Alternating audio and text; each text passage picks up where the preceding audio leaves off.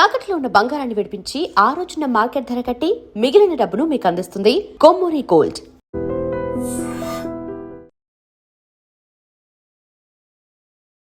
నమస్తే, welcome to iDream media. నేను మీ రుద్దం శ్రీనివాస్. ఇవాళ ప్రపంచాన్ని కలవరపెడుతున్న కేసు ఏదైతే ఉందో, జెఫ్రీ ఎప్స్టీన్ ఫైల్స్ కేసుకు సంబంధించి ప్రపంచం నివ్వెరపోయే నిజాలు ఒక్కొక్కటి రోజు రోజుకు భయంకరమైన విషయాలు బయటకు వస్తున్నాయి. ప్రపంచంలో ఇప్పటి వరకు జరిగిన లైంగిక నేరాల కేసుల్లో ఇది టాప్లో ఉందని చెప్పచ్చు. జెఫ్రీ ఎప్స్టీన్ అనే వ్యక్తి ప్రపంచంలో అత్యంత పలుకుబడి కలిగిన ధనవంతులను అడ్డపెట్టుకుని చేసిన అరాచకాలమైన వస్తున్న వార్తలు కలవరపెడుతున్నాయి.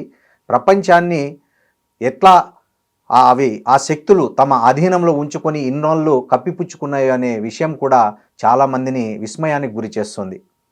ఎప్స్టీన్ ఫైల్స్లో ముఖ్యంగా ప్రపంచ అధినేతలు ఉండడం, వారంతా చాలా పలుకుబడి, డబ్బు, అధికార హోదా, ఆర్థిక వ్యవస్థలను శాసించే పరిస్థితులు ఉండడం కూడా ఈ కేసులో అత్యంత ఆసక్తిని చూపిస్తున్న విషయంగా మనం చూడొచ్చు. దీని మీద మాట్లాడడానికి మనతో ప్రసాద్ పేకేటి గారు ఉన్నారు. ఆయన జియో పొలిటికల్ అనలిస్టు. నమస్తే ప్రసాద్ గారు. నమస్కారం శ్రీనివాస్ గారు.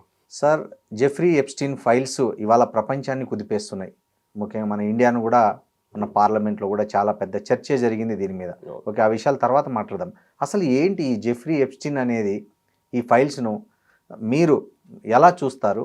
దీన్ని ఎలా మీరు అభివర్ణిస్తారు? జెఫ్రీ ఎప్స్టీన్ అనే వ్యక్తి అంటే, మనము ఒక బాగా చదువుకున్న వ్యక్తి, తెలివైన వాడు, మేధస్సు ఉన్నవాడు వక్రదారులు పడితే ఈ ప్రపంచానికి ఎంత ప్రమాదకరమో అది మనకి ప్రత్యక్ష ఈ ఉదాహరణ. ఇది చాలా బాధాకరమైంది. అసలు పైశాచిక ఆనందాల గురించి అమ్మాయిలని లేకపోతే చిన్న అబ్బాయిలను కూడా ఎలా ఎక్స్‌ప్లాయిట్ చేస్తారు అన్నది మనకి ఈ డీటెయిల్స్లో తెలుస్తుంది. ఈ జెఫ్రీ ఎప్స్టీన్ న్యూయార్క్ ప్రాంతం చెందినవాడు. అంటే బై జ్యూస్ అనమాట వాళ్ళ ఫ్యామిలీ. ఓకే, అంటే మనకు చాలా మటుకు న్యూయార్క్లో ఎక్కువ మంది ఒక 10-15% వరకు జ్యూస్ ఉంటారు. అంటే అరౌండ్ 1930s 40s ఆ ప్రాంతంలో బయట నుంచి వచ్చిన వాళ్ళందరూ చాలా మంది ఫస్ట్ న్యూయార్క్లో ఉండేవారు. చాలా మంది అక్కడ ఫైనాన్షియల్లీ జ్యూస్ వాళ్ళు ముందు నుంచి ఉండేవారు కాబట్టి అక్కడ స్టేబుల్ అయ్యారు. అక్కడ వారి చిన్న నార్మల్ బ్యాక్గ్రౌండ్ వాళ్ళది. వాళ్ళ నాన్న టీచర్ కదా, ఒక మ్యాథ్స్ టీచర్. అతను వాళ్ళ నాన్నగారు చాలా సామాన్యులు, అంటే ఒక గార్డెనర్గా అలా ఉండేవారు. ఇతను ఎంత తెలివి అంటే ఆల్మోస్ట్ ఒక 2 grades ముందే ఇచ్చేసారు ఆయనకి. అంటే మనకి 8th క్లాస్లో ఉండేవాడు ఇంకా చదువుకుంటున్నవాడు 10th క్లాస్ ఎగ్జామ్ మంచి బ్రహ్మాండమైన మార్కులతో వచ్చినట్టు. Child prodigy. మ్యాథ్స్ ఫిజిక్స్లో చాలా టాలెంట్ ఉంది. ఓకే, అటువంటి వాడు ఏం చేశాడంటే, సరే ఇంకొక పెద్ద అర్హత ఉన్నా లేకపోయినా ఒక మంచి ఇతని టాలెంట్ చూసి ఒక మంచి స్కూల్, ప్రఖ్యాతి చెందిన స్కూల్లో ఇతనికి స్కూల్లో జాబ్ ఇచ్చారు, మ్యాథ్స్ టీచర్గా. అక్కడ నెమ్మది, అంటే పెద్ద స్కూల్ అంటే ధనవంతులు వాళ్ళందరూ వస్తారు కదా. అవును. నెమ్మదిగా వాళ్ళతో ఫ్రెండ్షిప్ చేసుకోవడం మొదలుపెట్టాడు. వాళ్ళతో అట్లా ఒక ఏజెన్సీ ఒకటి ఏదైతే ఉందో, కన్సల్టింగ్ ఫర్మ్ బర్న్స్ అంటారు, దాంతో అతను వర్క్ చేస్తూ ఇంకా ఆ ట్రేడ్స్లో ఎలా మన ఫైనాన్షియల్లీ ఇంకా బాగా రావచ్చు ఇలా అని చెప్పి అతను నెమ్మదిగా ఏం చేశాడంటే, అతను ఓన్ కంపెనీ పెట్టుకున్నాడు. ఓన్ కంపెనీ పెట్టుకుని అక్కడ యుఎస్లో చాలా ఫేమస్ లింగరీ, ఒక ఎస్పెషలీ ఫీమేల్స్ వాళ్ళది విక్టోరియా సీక్రెట్ అని ఉంది. దాని అధినేతది ఈ పోర్ట్ఫోలియోలు, అంటే స్టాక్ మార్కెట్ పోర్ట్ఫోలియోలు అవన్నీ మేనేజ్ చేయడం, నెమ్మదిగా ఆప్షన్స్ ట్రేడింగ్ ఇవన్నీ చేయడము, ఈ ట్రేడింగ్లో ఉన్న సీక్రెట్స్ అవన్నీ నెమ్మదిగా తెలుసుకోవడం మొదలుపెట్టాడు. సో అతను అక్కడితో ఆగలేదు. నెమ్మదిగా న్యూయార్క్లో ఉండే ప్లేస్లో ఏంటంటే, చిన్న టీనేజర్స్ 14 years 15 years ఇటువంటి అమ్మాయిలకి మీకు కెరియర్లో మంచి ఆప్షన్స్ ఇస్తాను, ఇవి ఇస్తాను అని వాళ్ళకి రిచ్ గిఫ్ట్స్ ఇచ్చేయడము, లేకపోతే వాళ్ళని ట్రాప్ చేయడం మొదలుపెట్టాడు. మీకు చాలా మంచి కెరియర్ బ్రేక్ వస్తుంది, మోడలింగ్ లేకపోతే మూవీస్, అంటే మనం చూస్తూ ఉంటాం మీటు వీటిలలో. సో దాంట్లో ఇదొక పార్ట్, కాస్టింగ్ కావచ్చు. దీంతోనే ఆగలేదు అతను ఏం చేశాడంటే, ఇంకా అక్కడ వాళ్ళని నెట్వర్క్ లాగా చేయడం మొదలుపెట్టాడు. అంటే అదేలేండి మన క్వాంటమ్ టైప్, మీరు ఒకరిని తెస్తే మీకు ఇంత గిఫ్ట్, ఇంకా ఇంకా ఇంకా అదొక అవును, ఒక 1000 మంది వరకు చైన్ తీసుకొచ్చారు, చైన్ మార్కెటింగ్, చైన్ మార్కెటింగ్ చేసాడు. అయితే నెమ్మదిగా అతనికి ఇంకొక ఆవిడ మ్యాక్స్వెల్ అని ఒక ఆమె ఇతనికి ఒక తోడు అయింది. అంటే ఇతను ఏంటంటే ఆల్రెడీ ఫైనాన్స్ వాటిలో పెద్ద పెద్ద హై ప్రొఫైల్ వాళ్ళు ఎవరైతే ఉన్నారో అతను పట్టుకొస్తూ ఉండేవాడు. ఇతని లివింగ్ పార్ట్నర్ ఆర్ వైఫ్ అంటారు కానీ ఎంతవరకు లీగల్ తెలియదు మనకి. ఆమెమో ఇటువంటి ఆడపిల్లలందరినీ ట్రాప్లో పెడుతూ వచ్చేది. సో దాంతో వీడి ఆస్తి కానీ ఇవన్నీ కానీ మిలియన్స్ దాంట్లో దాటిపోయింది. అయితే ఇది 95-2000 వరకు ఇలా చేయలేదు. నెమ్మదిగా అతను సుఖం గురించి పైశాచిక ఆనందాల గురించి చేశాడు. తర్వాత ట్రాప్ చేయడం మొదలుపెట్టాడు. 2005లో ఇతని మీద కేసు పడింది. 2005లోనే కేసు పడింది. అయితే అది పెద్దగా ఏం చూపించకుండా ఇతన్ని మామూలుగా వదిలిపెట్టేశారు. అయిన తర్వాత 2007 తర్వాత ఇంకా పెద్దగా ఎక్స్పాండ్ చేస్తూ వెళ్ళిపోయాడు. అంటే ఇక హై ప్రొఫైల్ వాళ్ళని కూడా అతన్ని బ్లాక్మెయిల్ చేయడము, మీ పరువు పోతుంది ఈ వీడియోలు బయటికి వస్తే, ఇలా అని చెప్పడం ద్వారా ఇతను ఆడిందే ఆట అయిపోయింది.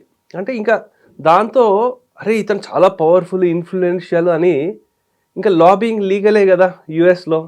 అందు గురించి వాళ్ళు ఏం చేశారంటే ఎక్కువ శాతం మంది ఇతన్ని అప్రోచ్ అవ్వడం మొదలుపెట్టారు లాబింగ్ గురించి. లేకపోతే ఇతను ఇచ్చే గిఫ్ట్స్ ఇవన్నీ చూసుకుంటూ పెద్ద పెద్ద పొలిటీషియన్లు వీళ్ళందరూ ఇతని గ్రిప్లో వచ్చేసారు. అయితే ఎప్పుడైతే ఈయన జైలు నుంచి బయటికి వచ్చాడో వచ్చిన తర్వాత ఇంకా ఇంటర్నేషనల్ చేసేసాడు. అంటే దీన్ని ఒక సపరేట్ ఐలాండే కొనేసాడు, వర్జిన్ ఐలాండ్స్లో ఇతని పేరు మీద ఒక ఐలాండ్ కొనేసాడు. అంటే 72 స్క్వేర్ కిలోమీటర్స్లో కొనేసాడు. ఇంటర్నేషనల్లీ చాలామంది మనకి ప్రిన్స్ విలియం ఉన్నాడు, అతని పేరు కూడా వచ్చింది ఇటువంటి వాటికంటే. షాకింగ్ అండి, Stephen Hawking really shocking. So ఇతని మనకి మీమ్స్ కూడా ఎలా వస్తున్నాయంటే మన మీర్జాపూర్లో ఇటువంటి అతన్ని కంపేర్ చేయడాలు. స్టీఫెన్ హాకింగ్ అంత తెలివైన వాడు ఏంటి అతను కూడా ఇలాగా. అంటే ఇక్కడ చూసుకోవాల్సింది ఏంటంటే ఇతని మనస్తత్వం ఎటువంటిదంటే మనకి తెలుగు సినిమాలో ధృవ సినిమాలో చూసాం. అరవింద్ స్వామి తెలివైన వాడు. ఆ తెలివిని ఎలా వాడుకున్నాడు అంటే ఎంత నెగిటివ్ గా దుర్మార్గపు ఆలోచనలతో ముందుకెళ్ళాడో అది ప్రత్యక్ష ఉదాహరణ. అయితే ఇంకోటి చూడాల్సింది, ఎప్పుడైతే డబ్బులు ఎక్కువైపోతుంది, నీకు మొత్తం పవర్ఫుల్ కనెక్షన్స్ డెవలప్ అవుతుందో ఇతని మీద మళ్ళీ కేసు పడింది. ఎంత కేసులు వచ్చినా సరే 2018-19 మళ్ళీ జనాల్లో కూడా బాగా తెలిసింది. ఇది యుఎస్లో ఒక విషయం మెచ్చుకోవాల్సింది ఏంటంటే అండి, సివిల్ సొసైటీ అక్కడ ఇంకా ఉంది. ఎంత వీళ్ళు డీప్ స్టేట్ ఎంత అణగతొక్కి ఇవి ఉన్నా సరే సివిల్ సొసైటీ అనేది బాగానే ఉంది. వాళ్ళు ఇంకా ఒత్తిడి తీసుకురావడం మొదలు పెడితే ఇతన్ని మళ్ళీ జైల్లో వేశారు. జైల్లో వేసిన తర్వాత కానీ శిక్ష లేకపోతే బెయిల్ అది ఎలా ఇచ్చారంటే వారానికి 12 గంటలు ఇతను జైల్లో ఉండాలి, మిగతా ఇతనికి ఉన్న ఫుల్ బిజినెస్ ఇంత బిజీగా ఉంటాడు కదా అది ఇంపాక్ట్ కాకూడదు అని రూల్స్కి విరుద్ధంగా కూడా శిక్ష వేశారు. అయితే వన్ ఫైన్ డే 2019లో ఇతను ఎక్కడైతే ఏ రూమ్లో అయితే ఉన్నాడో ఇతను ఆత్మహత్య చేసుకున్నారు అన్నారు. అదేంటండి, అతను ఆత్మహత్య చేసుకున్నది జైల్లో అని చెప్తున్నారు. అక్కడ ఆ రోజు కెమెరాలు పనిచేయట్లేదు అంటున్నారు.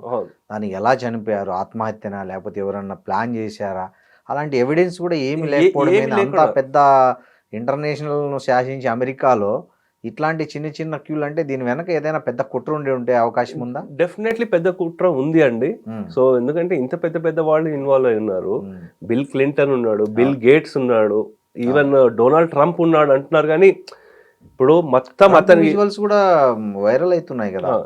యాక్చువల్ చెప్పాలంటే అండి 65 lakh ఫైల్స్ ఉన్నాయి. అవును, 2,000 మిలియన్లు ఎన్నో వీడియోస్ కూడా ఉన్నాయని అంటున్నారు. అది ఎంతవరకు కరెక్ట్? అది మామూలు అతని దగ్గర ఉండే కంప్యూటర్ అక్కడి నుంచి స్వాధీనం చేసుకున్న దాంట్లో 65 lakhs వరకు ఫైల్స్ ఉన్నాయి. దాంట్లో చాలా వీడియోస్ అన్నీ ఉన్నాయి. అంటే ఇతను ఏం చేసేవాడంటే ఫస్ట్ వీళ్ళని అట్రాక్ట్ చేసుకోవడం, తర్వాత ఏం చేసేవాడు ఇతని ఐలాండ్లో మీకు ఎవ్వరు ఉండరు, ఫుల్ ప్రైవసీ ఉంటుంది. ఎంప్లాయీస్కి వాళ్ళందరికీ నాన్ డిస్క్లోజర్ అగ్రిమెంట్స్ అవన్నీ రాయించడం అవన్నీ చేసి ఏదో ఒక ఒక మూల ప్లేస్లో మొత్తం కంట్రోల్ రూమ్గా పెట్టుకొని ఈ డీటెయిల్స్ అవన్నీ రికార్డ్ చేసుకుంటూ వచ్చి ఒక్కొక్కళ్ళు స్టోర్ చేసుకుంటూ వచ్చి ఇతన్ని ట్రాప్ చేస్తూ అమ్మాయిలను ట్రాప్ చేస్తూ నెట్వర్క్ లాగా డెవలప్ చేస్తూ తర్వాత మీరు నోరు ఎక్కడైనా విప్పారంటే మిమ్మల్ని చంపేస్తామని భయపెడుతూ సో అవన్నీ చేసుకుంటూ వచ్చి తర్వాత వీళ్ళకి ఇటువంటి డీల్స్ ఇదే కాదు, ఈవెన్ యూఏఏ నుంచి షేకులు ఎవరైతే ఉన్నారో వాళ్ళు కూడా దాంట్లో కూడా ట్రాప్ అయి ఉన్నారు. పంపించిన ఈమెయిల్స్ ఇవన్నీ ఏవైతే ఉన్నాయో మన ఇండియా పేరు కూడా వచ్చిందండి వార్తల్లో. అది మీరు దాన్ని ఎంతవరకు నమ్మొచ్చు అంటారు? మోదీ తర్వాత అనిల్ అంబానీ. ఓకే, ఇప్పుడు అనిల్ అంబానీ ఇంకా మనకి హర్దీప్ సింగ్ పూరి గారిది, మోదీ గారి పేరు కూడా వచ్చింది. ఈ మూడు ప్రముఖంగా వినపడుతున్నాయి. కాంగ్రెస్ పార్టీ కూడా సరే ఈ విషయాలనే ఎక్కువగా మాట్లాడుతుంది. నేషనల్ షేమ్ అని కూడా సరే వాళ్ళు చెప్పుండొచ్చు, కానీ మనము ఇక్కడ చూడాల్సింది ఏంటంటే అండి, అపోజిషన్ వాళ్ళకి ఏం ఇష్యూలు దొరకకపోతే ఏదో ఒకటి చేసి చూపిస్తారు. కానీ వాస్తవంగా ఏం జరిగింది అక్కడ, first Modi garu he is the head of the state and ఆయన ట్రిప్స్, ఫారెన్ ట్రిప్స్ ఎక్కడైతే వెళ్తూ ఉంటాయో ఆ ఇదివరకు హయాంలో ఏంటి అందరు జర్నలిస్టులను అందరు తీసుకెళ్లేవాళ్ళు, ఆ ఇన్ఫర్మేషన్ లేకపోతే సెలెక్టివ్ లీకింగ్ చేస్తూ ఉండేవాళ్ళు. ఇప్పుడు ఈ మోదీ గారు వెళ్ళడంతో ఏమవుతుందంటే ఆ డీటెయిల్స్ ఏం రావట్లేదు. ఓకే, అయితే అనిల్ అంబానీ గారు ఇతను లాబీయిస్ట్. సో ఇతను ఒకటి అనే వ్యక్తి బేసిక్ గా లాబీయిస్ట్. అతనికి ఉండే కనెక్షన్స్ వాళ్ళతో, సరే లాబీయిస్ట్ కాబట్టి ఎలా కనెక్షన్ డెవలప్ చేసుకుంటారు మీరు, ఏం జరుగుతుంది మోదీ గారు దానికి అంటే ఇక్కడి నుంచి ఇన్ఫర్మేషన్ లేదు కాబట్టి అక్కడి నుంచి తెప్పించుకో అంటే మనకు చెప్తారు కదా, రాజుగారి దగ్గర నుంచి కాకపోతే రాణి గారి దగ్గర నుంచి తెప్పించుకోవాలని. ఆ విధంగా అతను ప్రయత్నం చేశాడు. దాని తర్వాత ఏమనేది డీటెయిల్స్ అయితే అది రాలేదు. సో ఇంకోటి, మోదీ గారు ఇజ్రాయెల్ ట్రిప్ వెళ్ళినప్పుడు ఏదో వీళ్ళని ఇంప్రెస్ చేయడానికి పాడాడు, డాన్స్ చేశాడని. అవును, ఇంగ్లీష్ సెంటెన్స్లు కొన్ని మనం జాగ్రత్తగా చదవాలి. ఇప్పుడు నేను మీకు నచ్చినట్టు లేకపోతే నేను మీకు చెప్పినట్టు చేశాను అనుకో, దాన్ని ఏమంటారంటే డాన్సింగ్ టు శ్రీనివాస్ గారి ట్యూన్స్ అంటారు. అంతేగా నిజంగా మీ ముందు వచ్చి డాన్స్ చేయనట్టు అన్నట్లు అది ఒక ఫ్రేజ్ గా తీసుకోవాలి. సో దానికి ఏదో ఇష్యూ లేకుండా అసలు బడ్జెట్ లో ఇంపార్టెంట్ అయిన ఆస్పెక్ట్లు ఏవేవి ఉన్నాయి, అసలు ఏ సమస్యలు ఉన్నాయి దాని గురించి ఏం మాట్లాడకుండా, లేకపోతే ట్రేడ్ డీల్ ఎలా జరిగింది దాని గురించి మాట్లాడకుండా ఏదో ధర్నాలు చేసేయడము, దాంతో మనకు అవ్వకుండా చేసేసారు. ఇంకోటి చెప్పాలంటే హర్దీప్ సింగ్ సూరి గారిది పూరి వారిది జరిగింది ఏంటంటే, వాళ్ళు అక్కడ చూస్తున్నప్పుడు అంటే ఆయన లాబీస్లు ఉన్నారు. ఎప్పుడైతే ఇక్కడ make in India Modi government వచ్చిందో ఇక్కడ ఇన్వెస్ట్మెంట్లు కావాలని, అండ్ మన వాళ్ళు లేకపోతే ఏ కంట్రీ వాళ్ళైనా లాబీస్ట్లని అప్రోచ్ అవ్వడం, దెర్ ఇస్ నథింగ్ రాంగ్.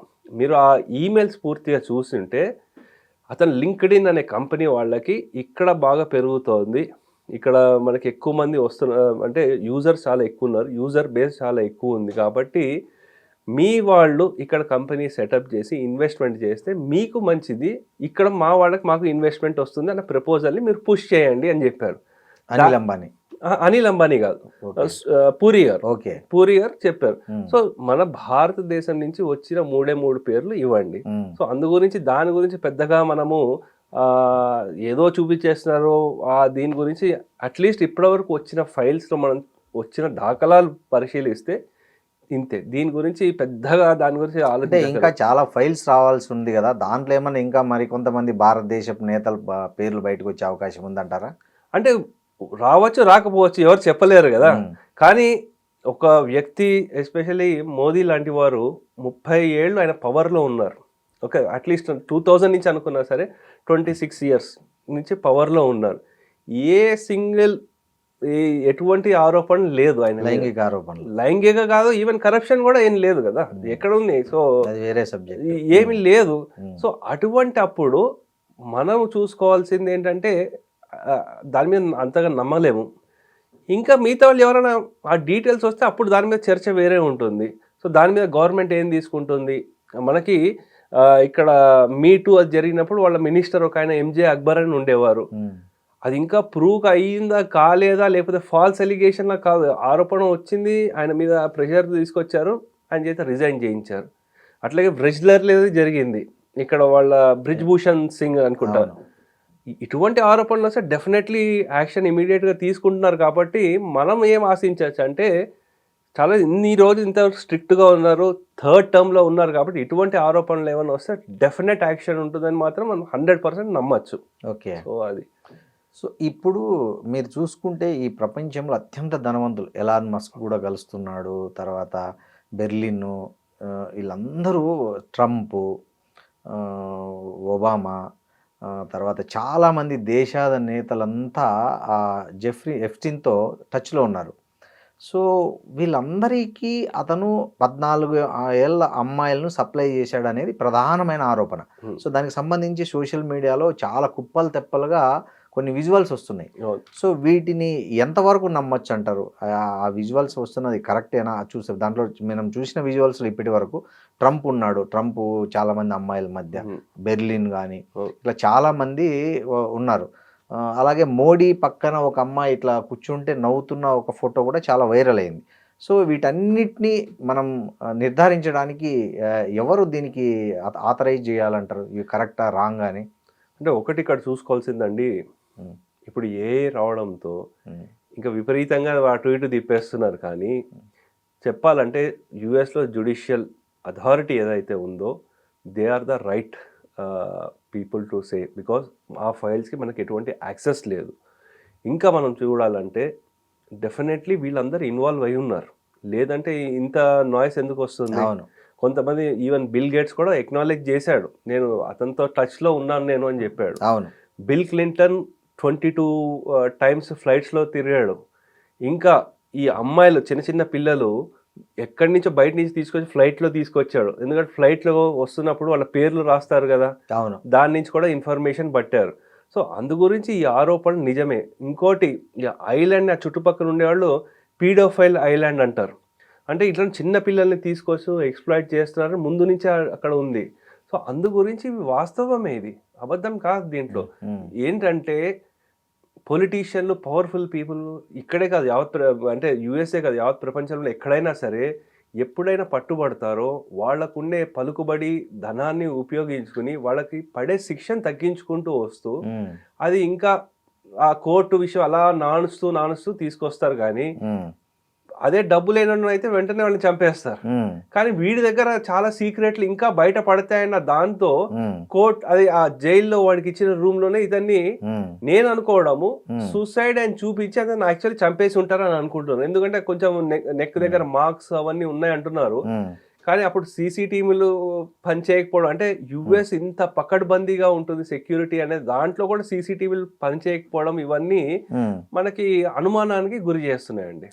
ఈ ఎప్స్టీన్ అనే వ్యక్తి అక్కడికి 14 ఏళ్ళ అమ్మాయిలను తీసుకెళ్ళి వాళ్ళను ఈ ప్రపంచంలో అత్యంత ఎవరైతే శక్తిమంతులు, ధనవంతులు ఉన్నారో వాళ్ళకు వాళ్ళ కన్నిరికం చేయించేవాడు అనేది ఒక ప్రధాన ఆరోపణ. ఇది 2005లో వెలుగు చూసింది కూడా. ఒక అమ్మాయి అలా కన్నిరకం కోల్పోయిన అమ్మాయి బయటకు వచ్చి కంప్లైంట్ చేయడం వల్ల ఈ కేసు వెలుగు చూసింది. ఇదేమి పైశాచికం ఆనందం అండి ఇట్లాంటి ఈ వ్యక్తులకు? ప్రపంచాన్ని శాసిస్తున్న వీళ్ళందరిలో ఈ 14 ఏళ్ళ అమ్మాయిలతో సెక్స్ చేయాలి, కన్నిరకం చేయాలి, కన్యపిల్లలతో సెక్స్ చేసుకోవాలనే ఈ మానసిక జాడ్యాన్ని ఎట్లా చూస్తారు? అంటే అదే చెప్తున్నా కదా, వీడికి విపరీతమైన డబ్బు వచ్చేసింది అనుకోండి, పలుకుబడి డబ్బు వచ్చిన తర్వాత వాళ్ళకి ఇంకా ఏం చేయాలో తెలియదు. ఏదో ఒక ఇంకా పైశాచిక ఆనందాలు. మీరు 14 ఏళ్ల అమ్మాయిలనే చెప్తున్నారు, అబ్బాయిలను కూడా ఎక్స్ప్లాయిట్ చేశారు. అవును. సో అబ్బాయి చిన్న చిన్న పిల్లల్ని కూడా వాళ్ళకి ఒక కోడ్ వర్డ్స్ కూడా పెట్టుకునేవాళ్ళు. అబ్బాయిలైతే హాట్ డాగ్స్, అమ్మాయిలకైతే పిజ్జాలు, ఇటువంటివి కూడా. అంటే మరీ దారుణంగా వాళ్ళు ఇంత ఘోరంగా ఎక్స్ప్లాయిట్ చేశారు. అంటే మిగతా అమ్మాయిలకి వాళ్ళకి కూడా ఏంటంటే వాళ్ళకి విపరీతమైన పేదరికంలో ఉండే వాళ్ళని వాళ్ళకి ప్రలోభాలు చేయడం, చూడు నీకు ఇంత డబ్బు వస్తుంది, పెద్ద కష్టపడక్కర్లేదు, వాళ్ళు ఎంత పవర్ఫుల్ అని చెప్పడము, వాళ్ళని లోగట్టుకోవడము, తర్వాత మీరు ఇవన్నీ ఎక్కడ చెప్పకూడదని భయపెట్టడము, ఇవి మనం చూస్తున్నా. అంటే ఈ ఎక్స్ప్లాయిటేషన్, ఎందుకంటే ఫీమేల్ ట్రాఫికింగ్, సెక్స్ ట్రాఫికింగ్, ఇది ప్రాబ్లం ఇది. సో అందు గురించి ఏంటంటే యుఎస్లో జరుగుతోందంటే వాడు యుఎస్ అమ్మాయిలే కాదు, చాలా మంది రష్యన్ అమ్మాయిలని, యుక్రెయిన్ అమ్మాయిలని, అట్లా వేరే దేశాలని కూడా. అంటే వాడు ఎలా ఎక్స్పాండ్ చేశాడంటే ఇంటర్నేషనల్ చేశాడు దీన్ని. అందు గురించి అంత పెద్ద ఇష్యూ అయింది. ఇప్పుడు ఈ స్వీట్ హార్ట్ డీల్లో FBI దర్యాప్తు ఒకవైపు కొనసాగుతుండగానే ఎప్స్టీన్కి 18 నెలలకే ఇంత పెద్ద కేసులో బెయిల్ రావడాన్ని మనం ఎలా చూడాలి? అంటే మనకి అక్కడ న్యాయ వ్యవస్థలో ఏంటంటే they are political appointments. So ఇది మనకు భారతదేశంలో ఇలా ఉన్నట్టు కాదు అక్కడ. ఓకే. సో వాళ్ళకుండే ఇన్ఫ్లుయెన్స్ని యూజ్ చేసుకుంటారు. చేసుకుని దాన్ని కొంచెం మారుస్తారు. వాళ్ళు చెప్పడానికి మేము వరల్డ్స్ ఓల్డెస్ట్ డెమోక్రసీ అన్ని చెప్పినప్పటికీ ఈ కొన్ని అపాయింట్మెంట్లు ఏవైతే ఉంటాయో they are political appointments, even judiciary as well. So మన ట్రంప్ కి అదే ప్రాబ్లం వస్తుంది అక్కడ. అక్కడ అపాయింట్ చేసిన జుడిషియరీ ఎవరైతే ఉన్నారో వాళ్ళందరూ డెమోక్రాట్స్ అపాయింట్ చేసిన వాళ్ళు. అందు గురించి ఈయన కోర్టు కేసులు, కోర్టులను ఏదో ఒకటి అనడము, లేకపోతే జడ్జిల మీద అనుచిత వాక్యాలు చేయడం అవన్నీ ఇతను చేస్తున్నాడు. సో అందు గురించి ఆ లాబింగ్ అనేది ఈవెన్ జుడిషియరీలో కూడా వెళ్ళిపోయింది. సో అందు గురించి దానికి శిక్ష ఎంత మినిమం అయితే అంత మినిమంలో చేసేస్తున్నారు. ఈ కేసు ఇలా నీరు గారిపోతున్న సమయంలోనే ఒక జర్నలిస్టు, ఒక లేడీ జర్నలిస్ట్ అక్కడ జూలీ కే బ్రౌన్ అనే ఆమె వీటన్నిటి మీద విస్తృతంగా రాశారు న్యూస్. ఇలా జరుగుతోంది, ఈ కేసుని ఎట్లా నీరు గారుస్తున్నారు, ఎవరు దీని వెనకున్నారు, బాధితులతో మాట్లాడడం, వాళ్ళ ఫ్యామిలీలతో మాట్లాడి ఆమె చాలా విస్తృతమైన పరిశోధన చేసి చాలా ఆర్టికల్స్ రాశారు. దీంతో ఈ కేసు అమెరికా ప్రజల్లో సజీవంగా నిలిచింది. నిజంగా ఇక్కడ మనం చెప్పుకోవాల్సింది జర్నలిస్ట్ పాత్ర కూడా ఉంది ఈ కేసు వెలుగు చూడడం వెనక. అంటే డెఫినెట్లీ జర్నలిస్ట్ పాత్రలు ఉన్నాయండి. దాంతోపాటు సివిల్ సొసైటీ కూడా ఉంది. వీళ్ళలో అమెరికాలో ఇంకా ఆ సివిల్ సొసైటీ డెమోక్రసీ ఉంది కాబట్టి ఇటువంటి కేసు బయటికి వచ్చింది. కానీ ఇతను ఇంత ఘోరాలు చేస్తుంటే ఇతనికి సహకరించింది కూడా ఒక స్త్రీనే, ఆ మ్యాక్స్వెల్ అనేది. సో వైఫ్ అంటారు కానీ లివింగ్ పార్ట్నర్. సో కానీ ఇంత ఘోరాల్లో ఆయనకి సహకరించింది. అతను చచ్చిపోయాడు. ఆమెకి ఏమైనా శిక్ష పడింది? ఇప్పుడు ఆమెను కన్విక్ట్ చేశారు కదా, కన్విక్ట్ చేసి 20 years ఆమెకి వేశారు శిక్ష. But still she is lobbying. So బయటికి రావడానికి. అమెరికా ఎలక్షన్ ముందు ట్రంప్ చేసిన వాగ్దానాల్లో ఇది కూడా ఒకటి ఉంది. ఎప్స్టీన్ ఫైల్స్ నేను డీకోడ్ చేస్తాననే ఒక హామీ కూడా ఇచ్చాడు. అట్లాంటి పరిస్థితి ఉందా? ఎందుకంటే ప్రముఖంగా ట్రంప్ పేరు వినిపిస్తుంది. అంటే ట్రంప్ పేరు వినిపిస్తున్నా సరే ఎక్కడ సరే ఆయన సెక్షువల్ ఎక్స్ప్లాయిటేషన్ చేశాడని ఎక్కడ కనిపించటం లేదు. అంటే అంటే మనకి ఇప్పటివరకు వచ్చిన డాక్యుమెంట్ లో ఎక్కడ కనిపించట్లేదు. కాబట్టి అతను దాని ఒకవేళ నిజంగా ఆయన పేరు వచ్చింది అంటే డీప్ స్టేట్ వాళ్ళు వీళ్ళతో కలిపి వాళ్ళకి ఏం కావాలో ఈయన చేస్తాడు. అంటే క్విడ్ ప్రో అంటారు. అవును. సో వాళ్ళకి ఏం కావాలో ఈయన చేస్తాడు, ఈయనకి పేర్లు బయటకు రాకుండా ఆయన మేనేజ్ చేసుకుంటాడు అని నేను అనుకుంటున్నాను. ఎందుకంటే ట్రంప్ది మనం చూస్తూ ఉంటే ఆల్మోస్ట్ అలాగే ఉంది. అట్లీస్ట్ ఆయన ఇచ్చిన వాగ్దానంలో ఎంతో అంత బయటికి వచ్చింది. అది ఎవరి చేత వచ్చింది అనేది వేరే విషయం. కానీ ఆయన తీసుకొస్తా అన్నట్టు చేశాడు. సో నాకు ఒకటి అర్థం కాదండి, వీళ్ళందరూ కాళ్ళు చేతులు అవయవాలు ఉండేవాళ్ళు, వీళ్ళు పోయి ఏదో చేసింటారు అనుకుందాం. అసలు స్టీఫెన్ హాకింగ్ కుర్చీ కత్తుక్కుపోయిన పెద్ద సైంటిస్ట్ కదా, ఆయన అక్కడికి ఎందుకు వెళ్ళి ఉండొచ్చు, ఆయన ఏం చేసి ఉండొచ్చు అనుకుంటున్నారు మీరు? అది చెప్పడం కష్టం అది. సో అతను మరి ఆయనకి ఏం కోరికలు ఉన్నాయో అంటే బయట చూడడం వేరు, యాక్చువల్ ఉండడం వేరు ఉంటుంది. కాబట్టి అంత పెద్ద వ్యక్తి మనం కొన్ని అంటే ఎనీథింగ్ ఈజ్ పాసిబుల్ అండి. మనసులో శరీరంలో శక్తి ఉన్నా లేకపోయినా మనసులో కోరికలు ఉండేది ఉంటుంది కదా. అది దానికి మరి ఇంకేం కోరికలు ఉన్నాయి అది ఆయనే చెప్పగలుగుతాడు. కానీ అంత గౌరవం ఉన్న అంత పెద్ద ఆయన కూడా దీంట్లో ఇరుక్కున్నాడు. ఇంత దారుణమైన పరిస్థితి అంటే ఎంత ఎక్స్ట్రీమ్ కన్నా వెళ్ళొచ్చు ఈ ప్రపంచము. అంటే ఇప్పుడు యుఎస్లో జరిగింది, మనకి ఇక్కడ కూడా రేవ్ పార్టీలు అంటారు, ఆ పార్టీలు అంటారు. అక్కడ ఏమేమి జరుగుతుందో మనకు తెలియదు కదా. సో అందు గురించి మనకి యాజ్ ఎ పేరెంట్స్గా పిల్లలకు కూడా వాళ్ళకి ఏంటంటే బయట ఇటువంటి వాతావరణం ఉన్నప్పుడు మనకి వాళ్ళకి అంతర్గతంగా శక్తిని ఇవ్వాలి. వీటిలన్నిటికీ దూరంగా ఉండే శక్తిని వాళ్ళని ట్రైన్ చేయడం. తల్లిదండ్రులు పిల్లలను కనిపెట్టుకొని ఉండాలి ఒక కంట, వాళ్ళు ఏం చేస్తున్నారు, ఎక్కడికి వెళ్తున్నారు, వాళ్ళు ఒకవేళ డబ్బు తెస్తే ఈ డబ్బు ఎక్కడి నుంచి వచ్చింది, ఇంత పెద్ద మొత్తం ఎలా సంపాదించావని అడిగే పేరెంట్స్ ఉంటే ఇవన్నీ జరిగేవి కాదు. ఇవాళ చాలామంది ఎప్స్టీన్ బాధితులు బయటకు వచ్చి మేము ఇట్లా మోసపోయాము, అట్లా చేసాం, మేము అట్లా నరకం అనుభవించామని అక్కడ మీడియా ముందు చెప్తున్న వీడియోస్ కూడా మనం చూస్తున్నాం. సో ఇవన్నీ ఈ కేసును మరింత బలం చేకూరుస్తాయంటారా, లేకపోతే ఈ కేసు ఫైనల్గా ప్రపంచం మీద ఈ కేసు ప్రభావం ఎలా ఉండబోతుంది?